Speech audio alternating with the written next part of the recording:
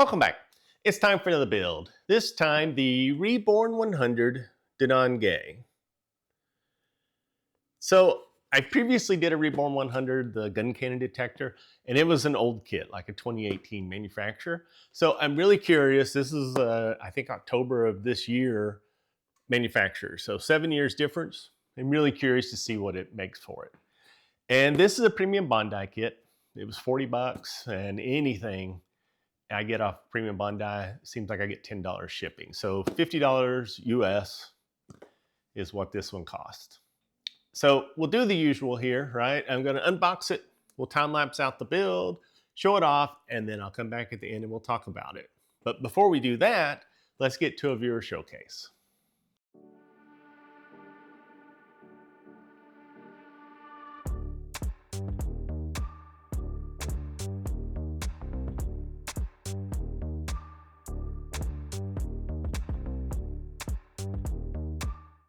Yet another amazing Gundam from a viewer. Every one of them I get, everybody has just such amazing looking Gundam models. They're so cool. I'll be squeezing them in here and there when I can. But with that, let's go ahead and get this one out of the box. Okay, let's see what we get here. So of course, being a grunt, we're going to get lots of greens, grays. Do have some kind of dark blues going on here.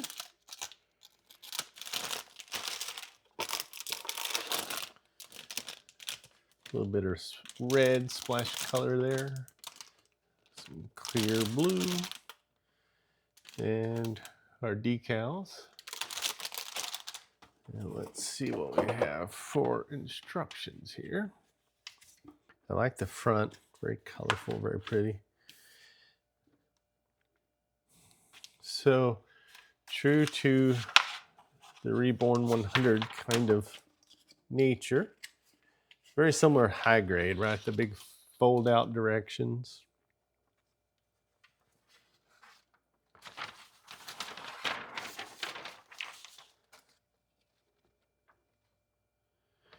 And of course, ending with our decal layout. Okay. Well, this looks like it should be a pretty straightforward one. So I'm excited. Let's get to it.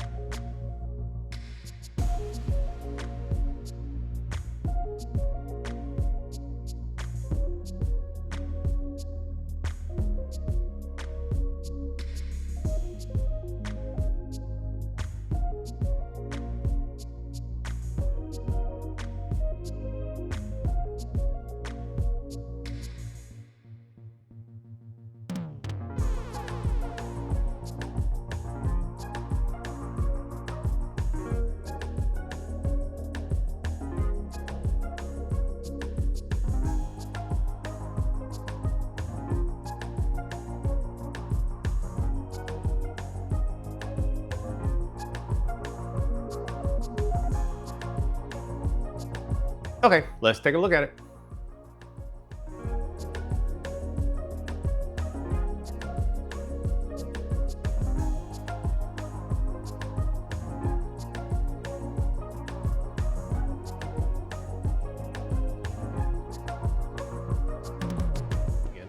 Okay, Reborn 100. So it's been a while. I did another Reborn 100. It was an older kit. So I was really curious to see from time to time what changed.